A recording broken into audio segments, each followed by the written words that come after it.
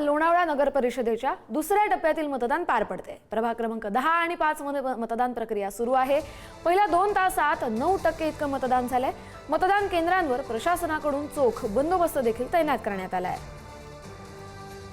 लोणावळा नगर परिषदेच्या निवडणुकीतील दुसरा टप्पा या ठिकाणी सुरू आहे। आज सकाळपासून खरं तर 7:30 वाजल्यापासून मतदान प्रक्रियेला सुरुवात झालेली आहे व सध्या आपण लोणावळा नगर परिषदेच्या या नांगरगाव प्रभागातील या मतदान केंद्रावरती आहोत। आपण जर या ठिकाणी पाहिलं सकाळपासूनच या ठिकाणी अनेक लोक मतदान करून गेलेले आहेत आणि सकाळपासून पोलीस प्रशासनाचा बंदोबस्त देखील या ठिकाणी आपल्याला पाहायला मिळत असून लोणावळा नगर परिषदेतील कर्मचारी असतील किंवा या ठिकाणी जे मतदान केंद्रावरचे कर्मचारी असतील सर्वच या ठिकाणी व्यवस्थित असं मतदान करून घेत असताना आपल्याला दिसून येत आहे। मात्र दुसरीकडे आपण जर पाहिलं या ठिकाणी याच वेळेपर्यंत खरं तर 23% मतदान झालं होतं। मात्र आज या ठिकाणी या वेळेपर्यंत पहिल्या 2 तासामध्ये फक्त 9% मतदान झालं असल्यामुळे खरं तर या ठिकाणी मतदारांनी आज मतदान करण्याकडे पाठ फिरवल्याचं आपल्याला दिसून येत असून खरं तर ही जी निवडणूक आहे लोणावळा नगर परिषदेची मावळ तालुक्याचे राष्ट्रवादीचे आमदार सुनील शेळके विरुद्ध लोणावळ्यातील भाजपचे नेते अशी मतदानाकडे पूर्ण कल त्याचा पाहायला मिळाला असल्यामुळे खरं तर या दोघांची ही प्रतिष्ठा